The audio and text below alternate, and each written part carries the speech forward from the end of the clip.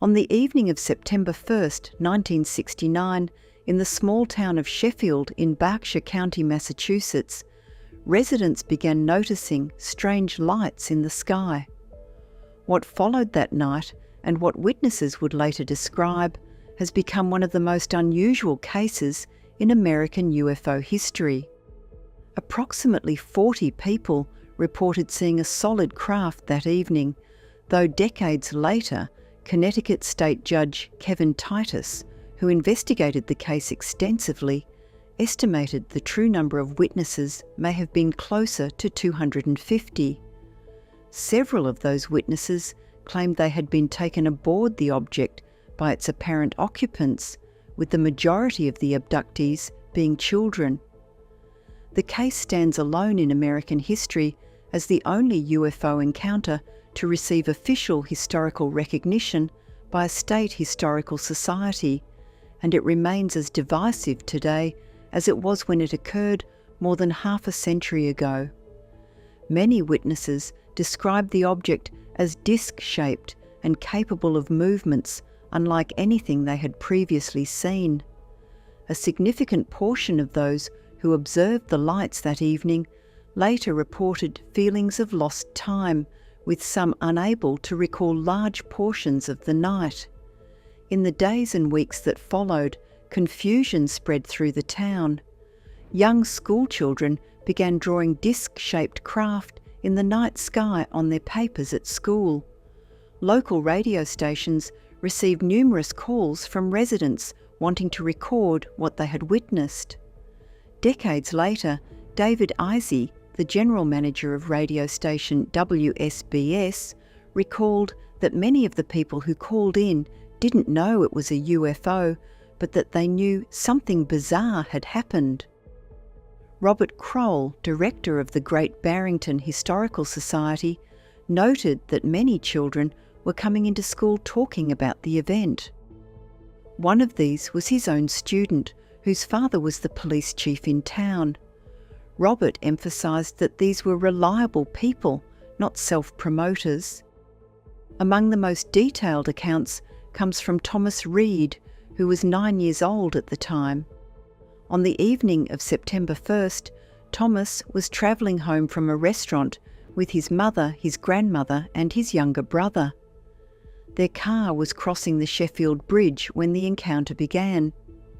Thomas recalled he was handing his brother a piece of fireball candy when his grandmother turned around to see some lights coming up from what looked like behind the bridge or trees. Everyone in the car turned to view the lights, which Thomas described as a kind of self-contained glow that appeared to follow the dirt road below. As the vehicle came into a slight clearing, the glow from the light flooded inside the car. Thomas stated this was the last thing he really remembered from the station wagon. He recalled the object came to a stop off the right side of the road and that everything got really calm. He described the atmosphere as like being in the middle of a hurricane, with a barometric change in pressure and a dead silence. Then the family's memories became fragmented. Thomas recalled an eruption of crickets and frogs that became really loud, and then that was it. He and his family members each retained partial memories of being in what they described as a hangar, with other people present whom they did not recognise. When they regained full awareness of their surroundings, they were back in the car. However, they discovered that Thomas's mother and grandmother had somehow swapped seats in the vehicle. No one could recall them doing so or why. Thomas would later recall being taken aboard a tarnished, circular-looking vessel where an image of a willow tree was displayed. The exact timing of this specific memory remained unclear, as Thomas had experienced previous encounters before the 1969 incident. According to an article in the Boston Globe, in 1966, when Thomas was only 6 years old, he experienced an earlier encounter at his family's horse farm. While in his bedroom, he became aware of strange lights outside the property, followed by strange figures outside the room in the hall. The next thing he recalled, he was standing in the middle of the woods, close to the family home. In front of him was a strange, circular-shaped object, and beside him was his younger brother. Before he could contemplate what was happening, both boys were inside the object, where Thomas again recalled being shown an image of a willow tree. Another incident occurred the following year, in 1967, at the family home in Sheffield. Much like the previous occasion, Thomas suddenly noticed the presence of strange lights, followed by the sound of doors slamming. He then found himself back inside the same strange object from the previous encounter, with his younger brother again beside him.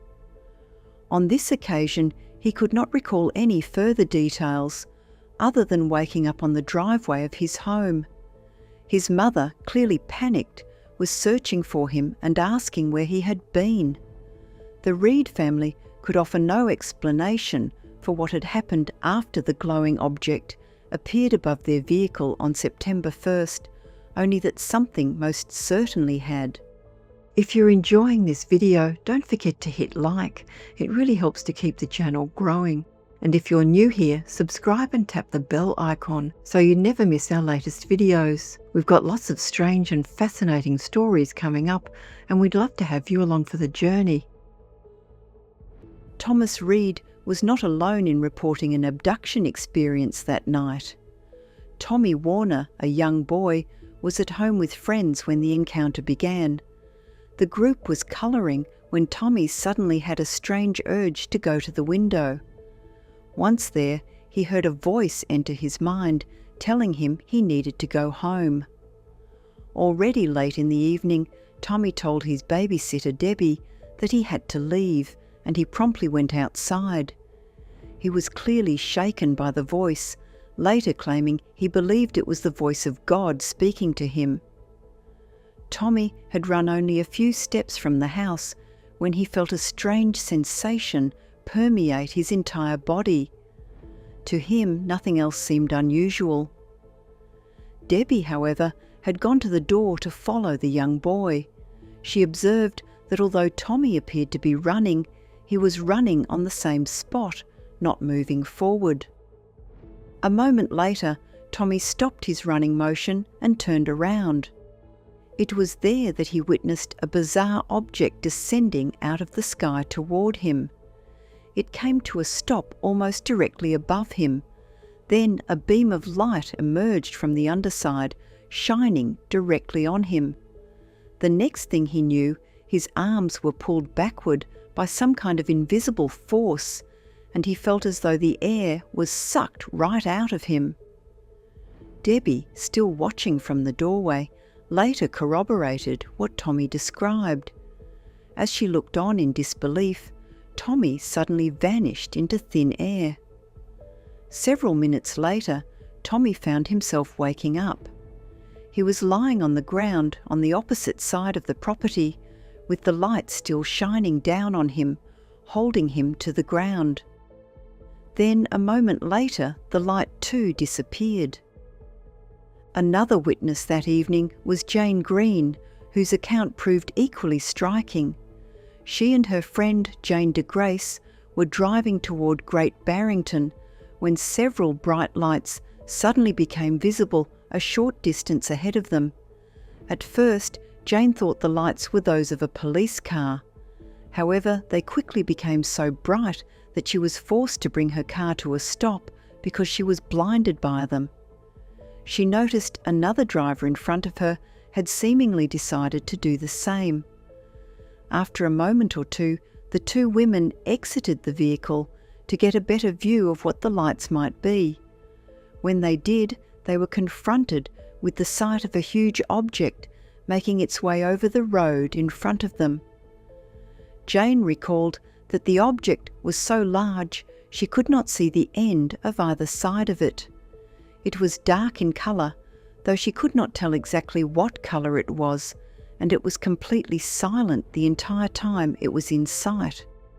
She could see no windows or doorways on it. After several moments, the object suddenly moved quickly to the left and rose several feet into the air. It repeated this strange climb several seconds later before shooting off into the distance and disappearing over the nearby mountains. After taking a moment to compose themselves, the two women got back in the car and continued to Great Barrington as planned. Jane stopped the car in front of the family store and went inside to tell her husband about the encounter. He immediately encouraged her to contact the local radio station.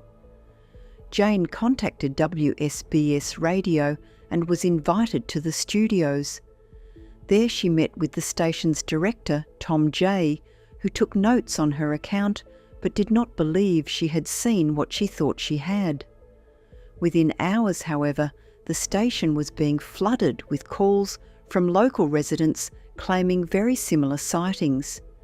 In fact, the station received so many calls that Tom contacted the local police to ask whether they too had received similar reports. Tom mentioned the reports on air a short time later, which caused further reports to come into the station. In addition to sightings from across Massachusetts, Tom even received a report from the neighbouring state of Connecticut.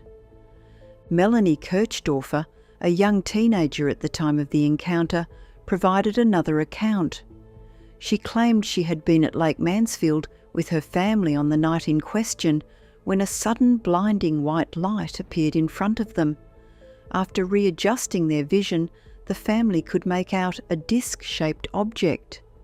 Melanie initially recalled the object emerging from the water before moving to a hovering position overhead. In later interviews, she stated the object came from over the mountains. Melanie's father walked toward the object out of curiosity, causing both Melanie and her mother to cry out for him to come back.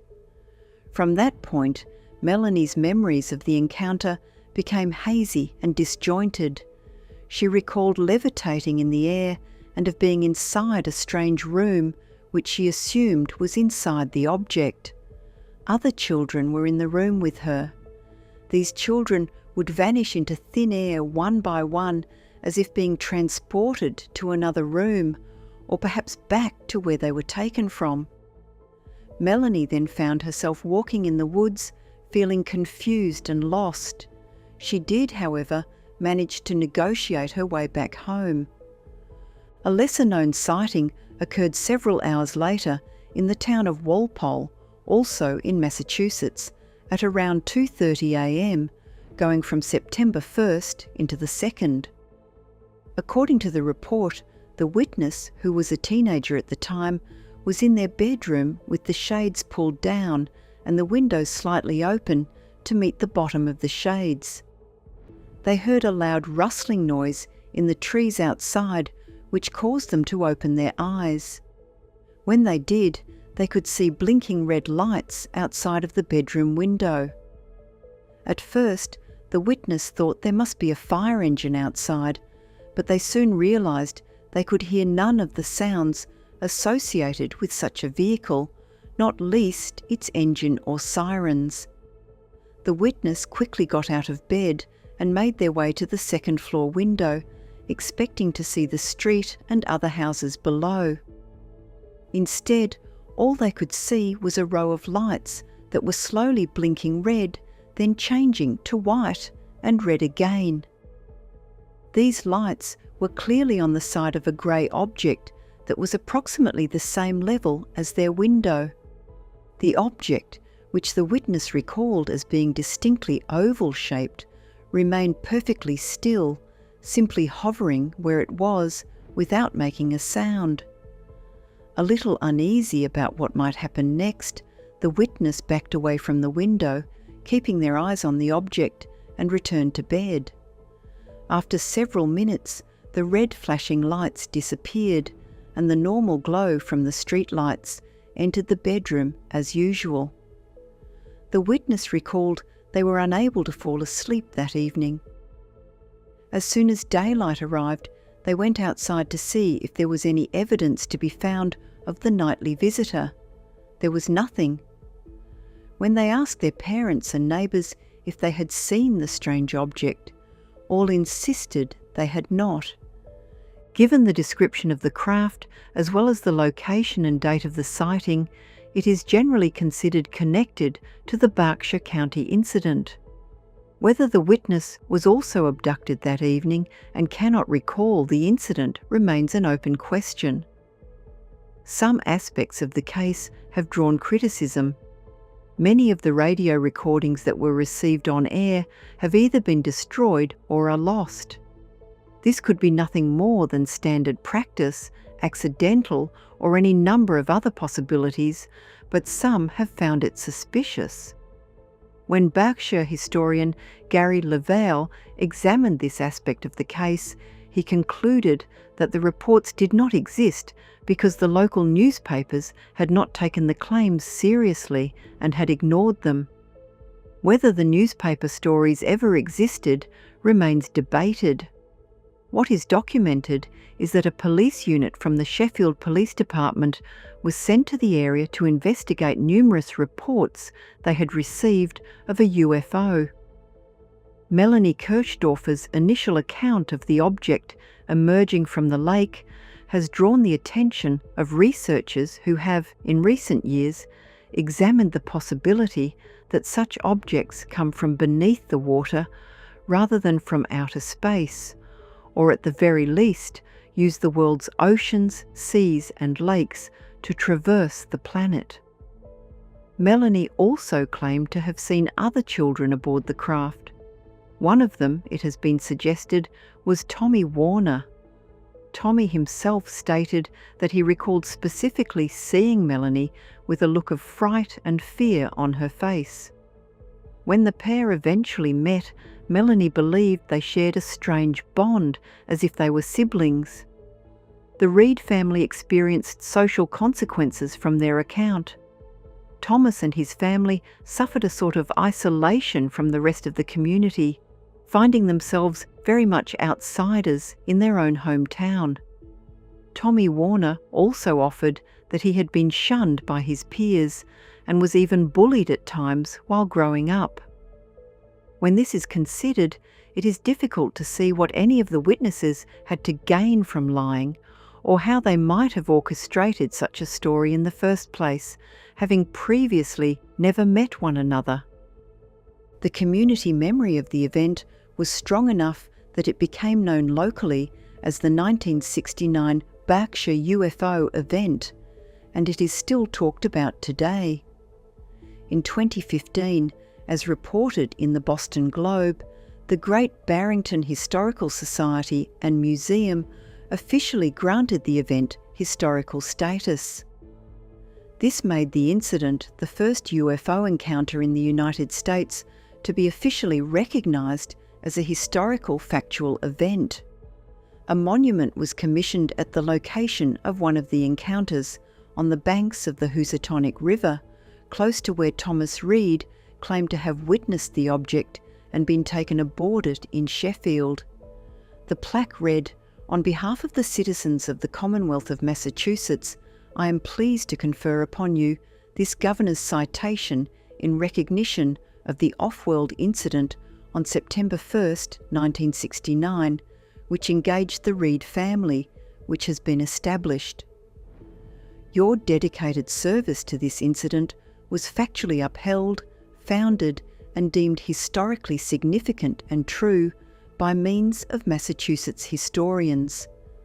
The records highlighting the historic event are now officially part of the Great Barrington, Massachusetts Historical Society's collection, and your recent induction into Massachusetts history."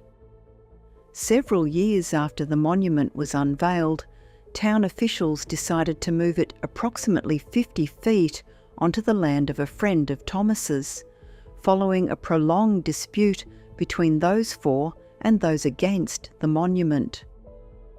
Further investigation into the case has revealed that the events of that evening run deeper than a single incident. When the documentary team Yes Theory visited Thomas Reed in 2020 for their episode titled 72 Hours with Strangers Who Have Seen Aliens. They spoke with several witnesses to the events of September 1st, 1969. One of these was Kevin Titus, who was ultimately responsible for signing the Berkshire UFO event into Massachusetts state history. Kevin's background in the military and special services, along with his position as a Connecticut state judge, added considerable credibility to his account. Kevin was 11 years old at the time of the incident and was at a friend's house at the family's ranch.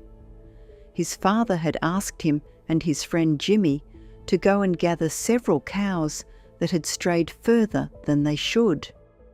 As Kevin approached where he thought they would be, he was greeted with the sight of one of the cows lying on its side with its stomach either exploded or imploded. Kevin could not be sure which. What he did remember was that there was no blood, only some kind of pinkish, fatty material. The two young boys turned and ran from the scene back down the hill they had walked up. As they did, Kevin looked up and saw an oval-shaped object moving above them that had a really weird light to it.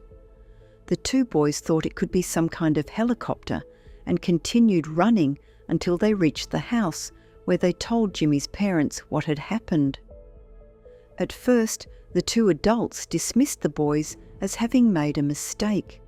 However, when the boys urged them to go outside and look for themselves, they did. As soon as they stepped outside, they too saw the glowing object passing overhead. According to Kevin, rather than merely 40 witnesses, approximately 250 people witnessed the craft over Massachusetts that evening. During their investigation, the Yes Theory team also spoke with a local woman named Windy Ann Plunkett, who witnessed a craft very similar to those described by the 1969 witnesses. She told presenter Thomas Dyer that on the 29th of May, 2020, she witnessed a light like a flash that was much quicker than a normal airplane flash. Windy Ann had a particular interest in astronomy and was familiar with the positions and appearance of the stars and planets, as well as what aircraft and satellites looked like. When the documentary team arrived at her home, she explained that she and her family had been sitting in their yard when they suddenly noticed the strange flash. Windy Ann got up from her seat and walked closer to the house, keeping her head upwards to see where the flash had come from. Then another flash appeared, and then another. As she turned towards this last flash, she noticed 3 glowing lights overhead. She continued to watch as they came together uniformly, though not touching, before moving apart once more. Then one of the lights shot off and disappeared into the distance. By the time she turned her attention back to the remaining lights, they had also disappeared. The documentary team also revisited Melanie Kirchdorfer, who recalled further details of her encounter by the lake.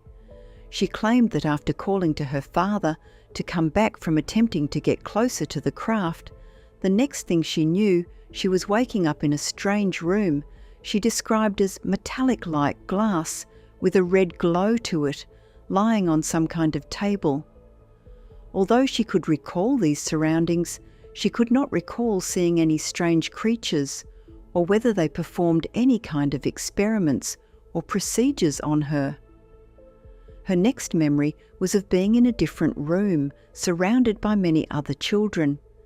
If Melanie's recollections are accurate, it would suggest that the events of September 1st, 1969 over Massachusetts constituted some kind of mass alien abduction, seemingly of children.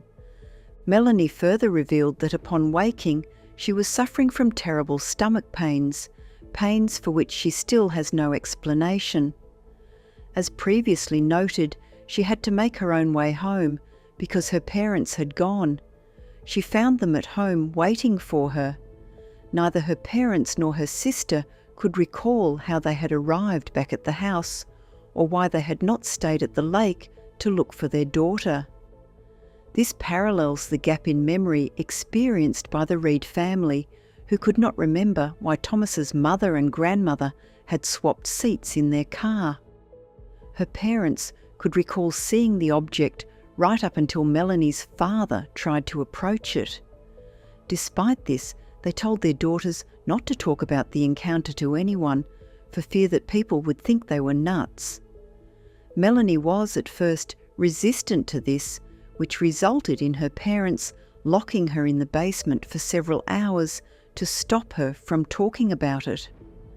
Melanie went on to state that since that day, she often turns off lights simply by approaching the light switch, and has even exploded several computers, all unintentionally.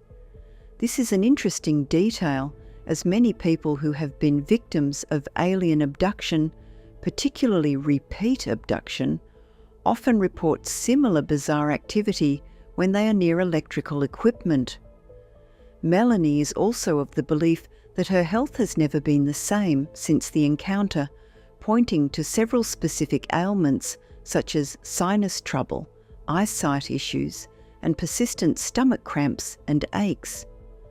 When asked why she decided to speak about the events after so many years, Melanie offered that she had kept it bottled up for decades, and that talking about it made her realise she was far from the only person to have undergone such an experience.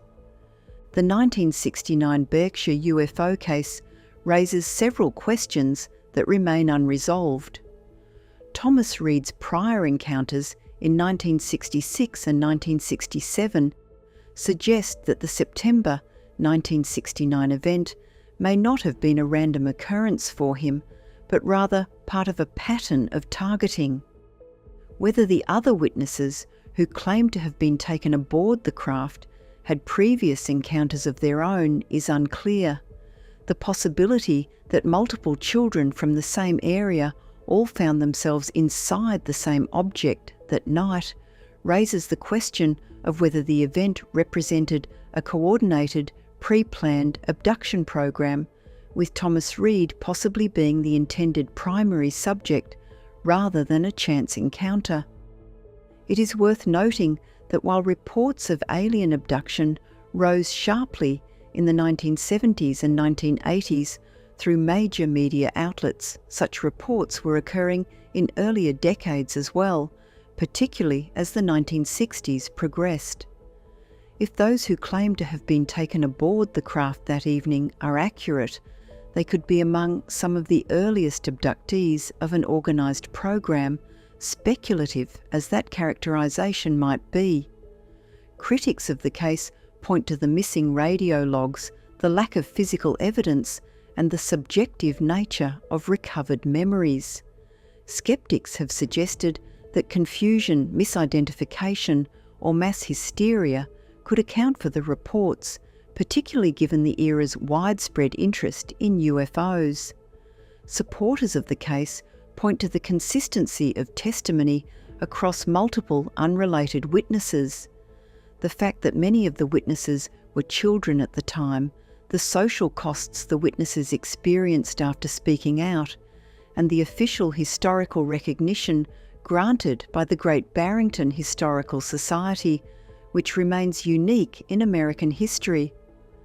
More than half a century later, the 1969 Berkshire UFO case remains the only event of its kind to be officially recognised as a factual historical occurrence in the United States. The witnesses, many of whom were children at the time, have largely stood by their accounts into adulthood.